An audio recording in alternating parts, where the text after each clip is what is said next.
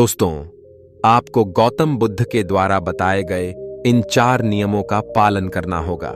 ध्यान से सुनो दोस्तों, अगर आपको जीवन में सफल होना है और जीवन में धनवान व्यक्ति बनना है तो आपको गौतम बुद्ध के द्वारा बताए गए इन 4 नियमों का पालन करना होगा, जिससे आपके पास कभी पैसे की कमी नहीं होगी।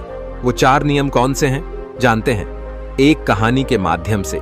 इस कहानी के माध्यम से आप ऐसी 4 बातें सीखेंगे जिसे यदि आप उसे अपने जीवन में उतारते हैं तो आप अवश्य ही अपने जीवन में सफलता की उन ऊंचाइयों को छू पाएंगे। फिर चाहे आपका लक्ष्य छोटा हो या बड़ा, आप कोई व्यवसाय करना चाहते हो, आप कोई अधिकारी बनना चाहते हो या फिर आप किसी क्षेत्र में माहिर होना चाहते हो, आपको सफलता अवश्य मिलेगी। इसके लिए आप इस कहानी को ध्यानपूर्वक सुनिए। यह कहानी बहुत पहले की है, जब लोग पढ़ाई करने आश्रम जाया करते थे। यह बात उसी समय की है जब 2 मित्र थे। एक मित्र बहुत अमीर था और एक मित्र बहुत गरीब था, और दोनों में बहुत ही घनिष्ठ मित्रता थी। दोनों बचपन से साथ पढ़े लिखे थे और बड़े होकर भी वे दोनों एक दूसरे को भूल नहीं पाए थे। दोनों एक ही नग में रहते थे और दोनों एक दूसरे के साथ हमेशा मिलते जुलते रहते थे। यहां तक कि दोनों की शादियां भी हो चुकी थीं और दोनों को केवल एक ही पुत्र थे, जिसमें गरीब व्यक्ति के बेटे का नाम शमू था और अमीर व्यक्ति के बेटे का नाम सोहम था। और वह अमीर और गरीब व्यक्ति दोनों यही चाहते थे कि उनके बेटे भी एक साथ पढ़े, एक साथ बड़े हो। इसलिए उन दोनों ने अपने दोनों बेटों को एक ही आश्रम में पढ़ने भेज दिया और दोनों ही पढ़ने में होनहार थे। दोनों खूब परिश्रम भी करते थे। लेकिन जहां श्यामू अपने गुरु के उपदेशों को सुनने के बाद उनसे शिक्षा ग्रहण करने, इंस्पायर्ड के बाद उनकी बताई हुई हर एक बात को अकेले में जाकर स्मरण करता था, वहीं पर दूसरी तरफ अमीर व्यक्ति का बेटा सोहम अपने गुरु द्वारा दिए गए ज्ञान को सुनने के बाद जब वह आश्रम से निकलता तो अपने दोस्तों के साथ मौज मस्ती और गप्पे लड़ाने में लग जाता, जिस कारण वह पढ़ाई में बहुत कमजोर होता जा रहा था। और सोहम ने कभी भी अपने गुरु के उन उपदेशों का पालन तक नहीं किया, उन्हें कभी अपने जीवन में नहीं उतारा। ऐसे ही देखते देखते काफी समय बीत गया और अब शमू, जो कि गरीब व्यक्ति का बेटा था, वह अब और भी ज्यादा होनहार हो चुका था। वह आश्रम के सबसे होनहार शिष्यों में गिना जाने लगा और उसकी लोग खूब प्रशंसा भी करते थे। इसी प्रकार समय बीतता गया और समय के साथ साथ दोनों में बहुत फर्क भी आ चुका था। दोनों की शिक्षाएं पूरी हो चुकी थीं और शिक्षा पूरी होने के बाद वे दोनों अपने अपने घर को लौट गए। घर लौटने के बाद गरीब व्यक्ति का बेटा श्याम अपने पिता से कहता है, पिताजी, अब मैं व्यवसाय करना चाहता हूं, मुझे थोड़ा धन चाहिए। इस पर श्याम का पिता कहते हैं, बेटा, मैं तो बहुत गरीब हूं, मेरे पास इतना न नहीं कि तुम्हें व्यापार करने के लिए धन दे सकूं। तभी श्याम कहता है, पिताजी, आप अपने मित्र धनी सेठ से क्यों नहीं कहते, वह मुझे थोड़ा सा धन कर्ज में दे दे और मैं उनका कर्ज जल्दी लौटा दूंगा। श्याम के पिता अपने बेटे श्याम की बात मान जाते हैं और वह अपने उस धनी सेठ के पास पहुंचते हैं। वह उससे थोड़ा सा कर्ज लेते हैं और अपने बेटे श्याम को दे देते हैं, जिससे श्याम अपना नया व्यवसाय शुरू कर पाता है। उधर दूसरी तरफ उस धनी सेठ का बेटा अर्थात सोहम भी एक नया व्यवसाय शुरू करता है। लेकिन सोहम को व्यापार करने की इतनी समझ नहीं थी। वह यह समझ नहीं पा रहा था कि वह अपने व्यापार को कैसे आगे ले जाए। वह ना तो लोगों से मिल पाता था और ना ही अपने काम पर ध्यान दे पाता था। वह तो केवल अपने दोस्तों से गप्पे लड़ाने और उनके साथ मौज मस्ती करने में अपना ज्यादा समय बिता देता था, जिस कारण उसे अपने व्यापार में बहुत बड़ा घाटा हुआ।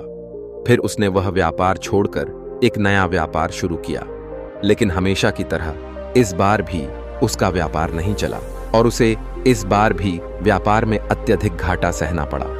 फिर उसके एक मित्र ने उसे सलाह दी कि मित्र, तुम कोई नया व्यापार क्यों नहीं करते, तुम चाहो तो सब्जियों का व्यापार कर सकते हो।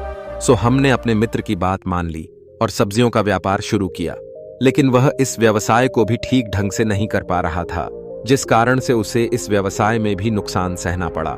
उधर दूसरी तरफ श्याम ने जो छोटा सा व्यापार शुरू किया था उसने अब अपने व्यापार को तरक्की पर पहुंचा दिया था।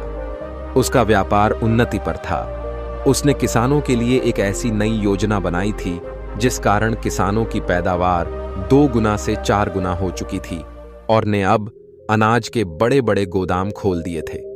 बड़े गोदाम, अब बड़े से बड़े व्यापारी उसी के अनाज के बड़े बड़े गोदाम खोल दिए थे। बड़े गोदाम, अब बड़े से बड़े व्यापारी उसी के पास से अनाज ले जाया करते थे, जिससे शाम को आमदनी में बहुत मुनाफा हो रहा था और साथ ही साथ शाम उन्हें अपनी आमदनी को विभिन्न प्रकार के व्यवसायों में भी लगा दिया था, जिससे देखते ही देखते श्याम उस नगर का सबसे बड़ा व्यापारी बन चुका था। वह सबसे धनवान व्यक्ति बन चुका था। जहां एक तरफ एक गरीब व्यक्ति अमीर बन चुका था, वहीं पर दूसरी तरफ एक अमीर व्यक्ति का बेटा अर्थात सोहम, उसने अपने पिता की सारी संपत्ति धीरे धीरे करके लुटा दी थी। उनका सारा धन बर्बाद कर दिया था और वह अब धनवान से गरीब हो चुका था। और जब सोहम को यह बात पता चली कि श्याम अत्यधिक धनवान हो चुका है, वह इस नगर का सर्वश्रेष्ठ धनवान व्यक्ति है, तो उसके मन में ईर्ष्या उत्पन्न होने लगी। वह यह सोचने लगा कि आखिर यह कैसे संभव है, आखिर वह इतना धनवान कैसे बन गया। हमने साथ में ही शिक्षा ग्रहण की थी और मैं तो पहले से ही धनवान था, फिर उसमें मुझसे ज्यादा समझ कैसे है। आखिर उसने ऐसा क्या किया है जो वह इतना धनवान व्यक्ति बन गया और मैं जो इतना धनवान था आज बहुत गरीब हो चुका हूं।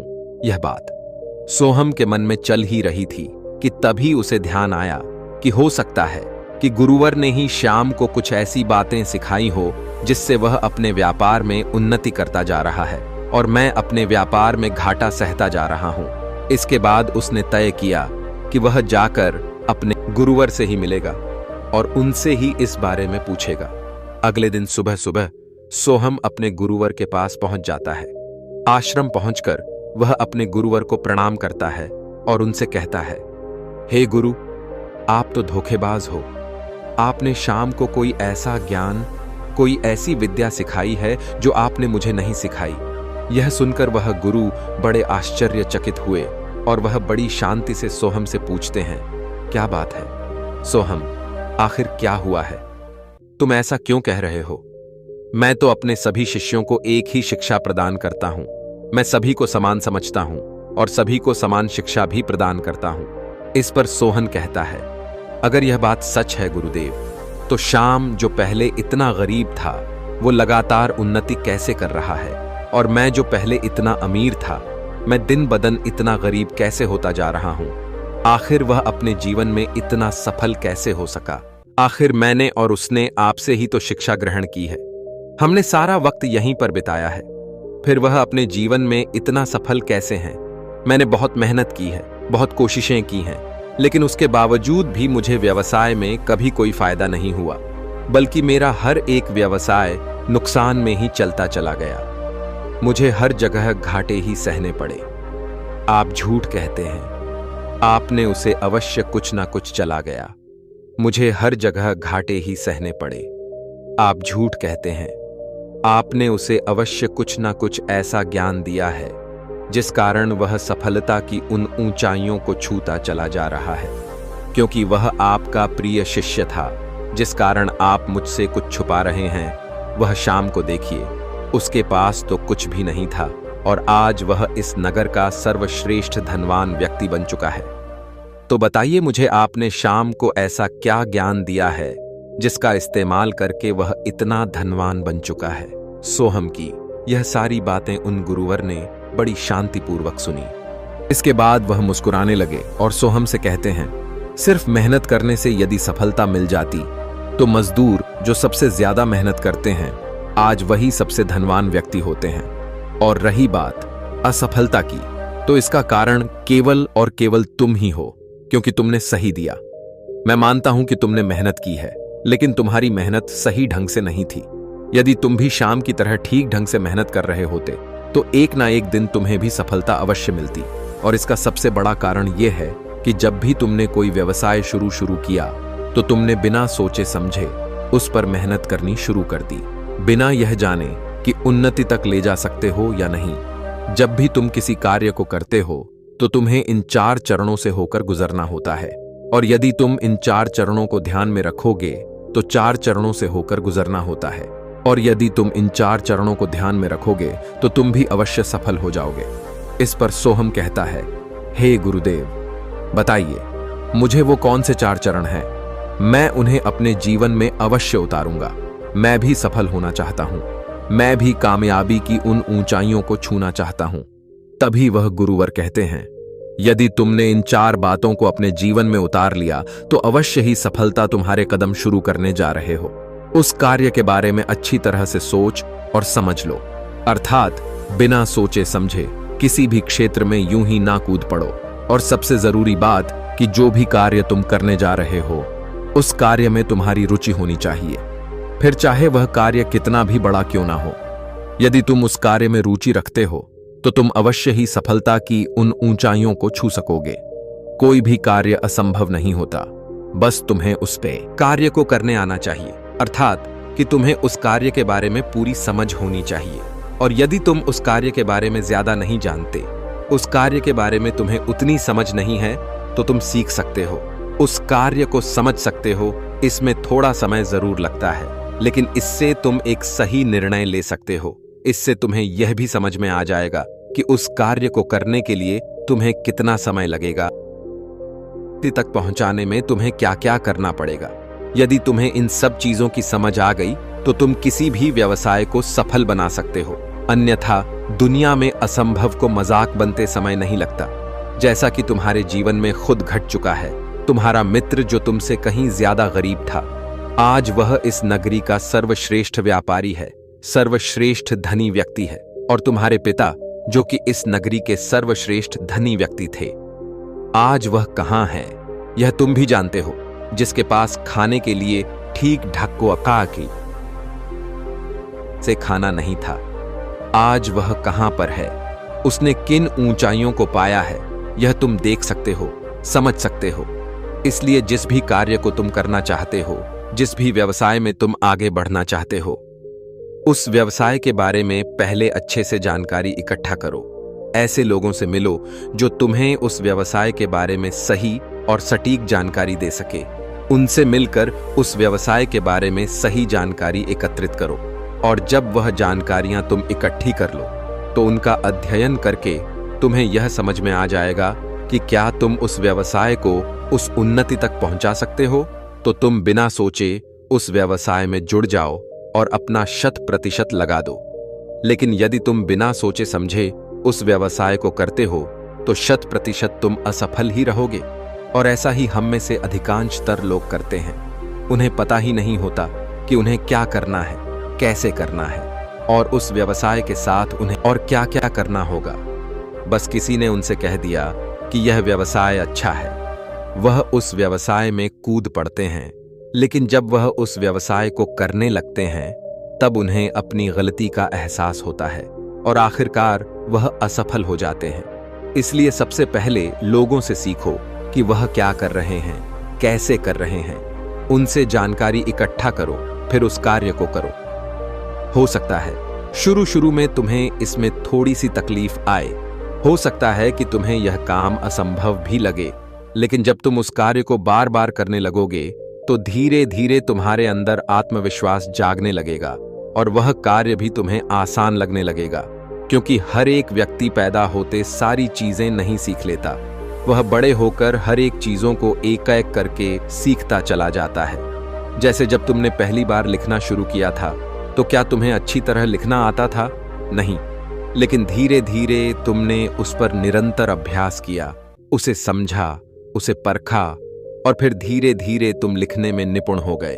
और आज यदि तुम चाहो तो आंखें बंद करके भी वह ज्ञान लिख सकते हो।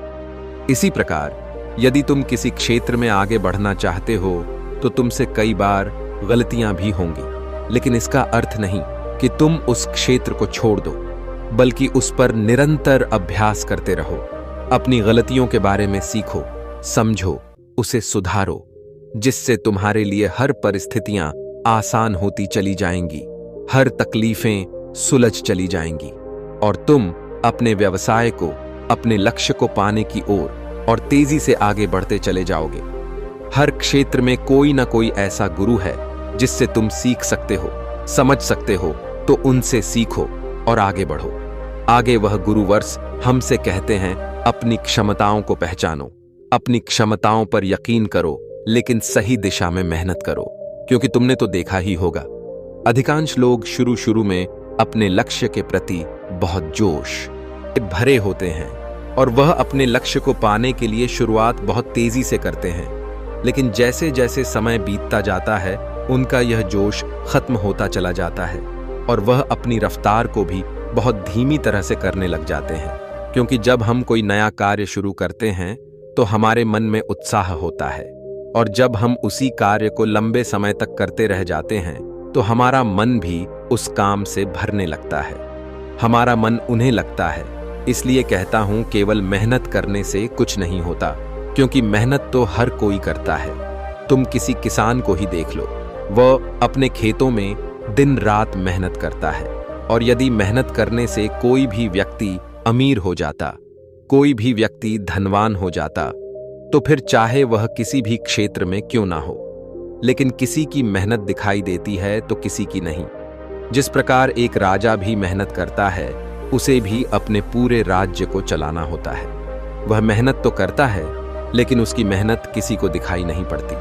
लेकिन वहीं पर दूसरी तरफ एक किसान जो दिन रात अपने खेतों में लगा रहता है, उसकी मेहनत सभी को दिखाई पड़ती है। सभी वह देख पाते हैं कि यह किसान कितना मेहनत करता है, लेकिन राजा की मेहनत को कोई नहीं देख पाता, क्योंकि उसके पास सारी सुख सुविधाएं हैं। बड़ा महल है, रथ है, घोड़ा गाड़ी है, सवारी है, जिस कारण लोग उनकी मेहनत तो नहीं देख पाते, लेकिन उनकी सुख सुविधाओं को अवश्य देख पाते हैं। उनके वस्त्र, उनका घर, उनके हाथी, घोड़े। तो यहां पर इतना तो तुम्हें समझ में आ चुका होगा कि मेहनत दोनों करते हैं। फर्क सिर्फ यहां पर यह है कि एक नियमानुसार मेहनत करता है और एक बिना नियम के। आगे वह गुरुवर सोहम से कहते हैं, तुमने मेहनत तो बहुत की, लेकिन तुमने किसी भी नियम का पालन नहीं किया। तुम्हारी व्यवसाय में कोई अनुशासन नहीं था। तुम बार बार अपना व्यवसाय बदलते रहते थे, जिससे तुम्हारा समय व्यर्थ होता चला गया। और वहीं पर दूसरी तरफ केवल एक ही व्यवसाय पर पूरा ध्यान दिया, अपना 100% लगाया, उस व्यवसाय के बारे में और सीखा, उसे समझा, अपनी गलतियों से भी उसने सीख प्राप्त की और लगातार वह उसमें मेहनत करता गया, जिस कारण आज वह इतना सफल है। वहीं पर दूसरी तरफ तुम लगातार अपना व्यवसाय बदलते रहे, अपना समय व्यर्थ करते रहे, जिस कारण आज तुम कहां हो यह तुम भी अच्छे से जानते। यह तुम हो। यदि तुम भी सही दिशा में और सही ज्ञान लेकर आगे बढ़ते, मेहनत करते, तो आज तुम भी सफल होते। लेकिन तुमने तो लोगों की बातों पर ध्यान दिया, अपने मित्रों की सलाह को जरूरी समझा। लोग तो तुम्हें भटकाने का काम, तुम्हारा क्या फायदा, और तुमने उनकी बात मानी। उन्होंने जैसा कहा तुमने वैसा ही किया, और इसका क्या अंजाम हुआ यह तुम भी जानते हो। देखो सोहम, हर व्यक्ति की अपनी क्षमता होती है और हमें अपनी क्षमता का सही इस्तेमाल करना चाहिए, उसे सही दिशा में लगाना चाहिए। लेकिन हम में से अधिकांश लोगों को यह पता ही नहीं होता कि हमें क्या करना है, हमारे अंदर कौन सी ऐसी क्षमता है, हमारे अंदर कौन सी ऐसी रुचि है। हम तो बस इस चीज में लगे रहते हैं कि आज हमने कोई व्यवसाय शुरू किया और कल हमें उसका फल मिलना शुरू हो जाएगा। लेकिन ऐसा नहीं होता। यदि आप कोई बीज बोते हैं तो वह तुरंत ही, अर्थात अगले दिन या एक सप्ताह में वह बढ़कर एक पेड़ की तरह फला फूला नहीं हो जाता। इस चीज को समय लगता है। एक बार में सब कुछ नहीं होता। अगर तुम एक साथ में सब कुछ पाना चाहते हो तो ऐसा कभी नहीं होगा। इसलिए धीरे धीरे अपने कदम आगे बढ़ाओ अपने क्षेत्र में और जानकारियां इकट्ठी करो, उसे सीखो, समझो, खुद का मूल्यांकन करो, अपनी ताकत को समझो। जो तुमने सीखा है उस पर यकीन करो, खुद पर यकीन करो। शुरू में थोड़ी बड़ी दिक्कतें तो अवश्य आएंगी, लेकिन धीरे धीरे सब सही हो जाएगा और सब कुछ समझ में आने लगेगा।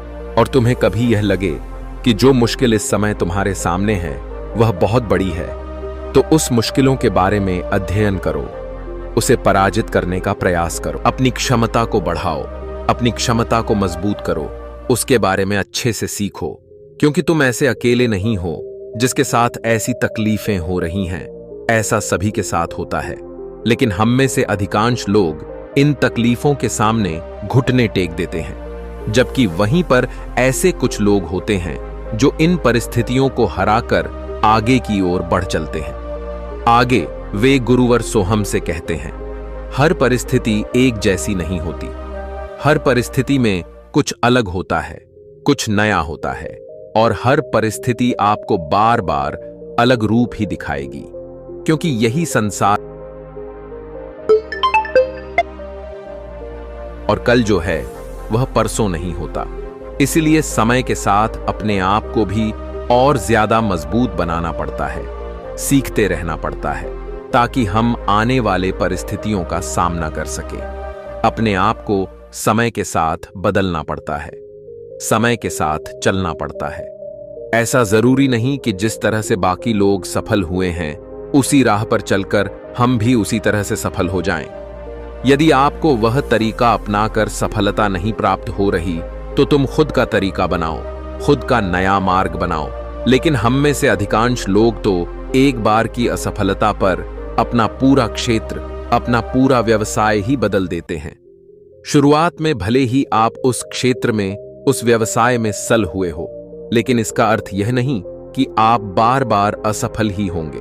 उस असफलता से भी आपको कुछ ज्ञान मिलता है, कुछ अनुभव प्राप्त होता है।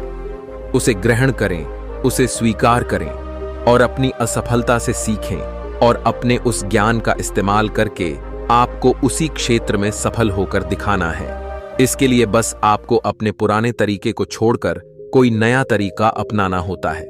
कहा जाता है, न जब हमारे लिए एक रास्ता बंद हो जाता है तो उसकी जगह पर अनगिनत रास्ते खुल जाते हैं। इसलिए हमें केवल उस रास्ते की तलाश करनी है जो रास्ता हमें अपने मंजिल तक ले जा सके, लेकिन हमें कभी भी अपनी मंजिल नहीं है। लेकिन हम में से अधिकांशत लोग यही गलती करते हैं कि वह बार बार एक ही रास्ते को अपनाते हैं, क्योंकि वह उन्हें अच्छा लगता है, वह रास्ता उन्हें पसंद है। लेकिन वह यह भूल जाते हैं कि जिस रास्ते पर कठिनाइयां होती हैं उसी रास्ते पर आगे चलकर हमें सफलता भी प्राप्त होती है। इसलिए आसान रास्ता ना चुनकर हमेशा अपने लिए एक सही रास्ता चुनने का प्रयास करें। आगे वह गुरुवर सोहम से चौथी और सबसे जरूरी बात बताते हुए कहते हैं, जीवन में अपने आप को मजबूत बनाओ, शरीर से भी और दिमाग से भी। यह बताते हुए कहते हैं, जीवन में अपने आप को मजबूत बनाओ, शरीर से भी और दिमाग से भी। यह जीवन एक संघर्ष ही तो है। आप इसे या तो हंसकर लड़ोगा या तो रोककर। लेकिन जीवन का मजा तो तब है जब आप इन संघर्षों को हंसकर इन्हें चुनौती दें, क्योंकि इन संघर्षों से तो हमें लड़ना ही है, तो रोक कर क्या फायदा।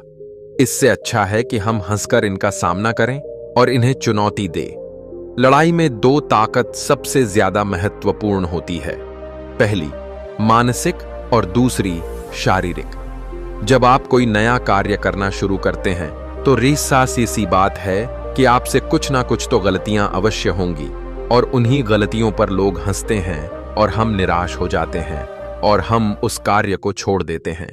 तो ऐसी स्थिति में जरूरी है कि आप मानसिक तौर पर मजबूत बने, उनकी हंसी को अपनी ताकत बनाएं, अपनी हिम्मत बनाएं, और वह करके दिखाओ जो तुम करना चाहते हो, जो तुम बनना चाहते हो।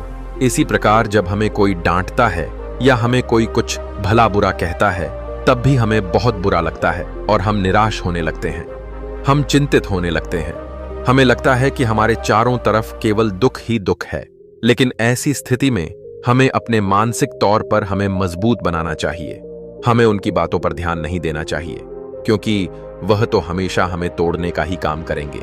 लेकिन हमें अपने आप को जोड़े रखना है, अपने आप को मजबूत बनाए रखना है। हमारे जीवन में सबसे बड़ा योगदान हमारे माता पिता का ही होता है, जो हमें हमेशा मजबूत बनाए रखते हैं, हमें हमेशा ताकत देते हैं, हिम्मत देते हैं। यदि हमसे कोई गलती भी हो जाती है तो वह हमसे तो यही कहते हैं, क्या हुआ बेटा, कोई बात नहीं, इस बार नहीं हुआ तो अगली बार जरूर हो जाएगा। लेकिन इस तरह निराश ना बैठो, आगे बढ़ते रहो। और दोस्तों, जीत आपके मन पर ही निर्भर करती है। यदि आपका मन कमजोर है तो आप कभी भी जीत नहीं सकते, लेकिन यदि आपका मन मजबूत है, आपका इरादा पक्का है, तो आपको कोई भी नहीं हरा सकता। यदि आप अपने मन के मित्र बन जाए तो आपको कोई भी काम बड़ा नहीं लगेगा। लेकिन वहीं पर यदि आपका मन ही आपका शत्रु बन बैठा है और आपको हर वक्त भटकाने का प्रयास कर रहा है, तो आप कुछ देर तो उसे नियंत्रित कर सकते हो, लेकिन उसके बाद वह आपको अवश्य ही हरा देगा और आपको आपके काम से दूर ले जाएगा। इसलिए अपने मन को नियंत्रित करना भी आवश्यक है, उसे मजबूत बनाना भी आवश्यक है, और इतना ही नहीं, आपको अपने शरीर पर भी ध्यान देना जरूरी है, क्योंकि यह ताकत, यह उत्साह हमारे अंदर तभी पनपेगी जब हम पूरी तरह से स्वस्थ होंगे, और हमारा यह शरीर ही हमें हमारी मंजिल तक पहुंचाने में हमारी मदद करता है, हमें सफलता दिलाने में यह हमारी सहायता करता है, पहुंचाने में हमारी मदद करता है, हमें सफलता दिलाने में यह हमारी सहायता करता है। दोस्तों, उम्मीद करता हूं कि आपको कहानी पसंद आई होगी। आप वीडियो को लाइक और यदि चैनल में नए हैं तो चैनल को सब्सक्राइब करना ना भूलिए। धन्यवाद दोस्तों। चैनल में नए हैं तो चैनल को सब्सक्राइब करना ना भूलिए।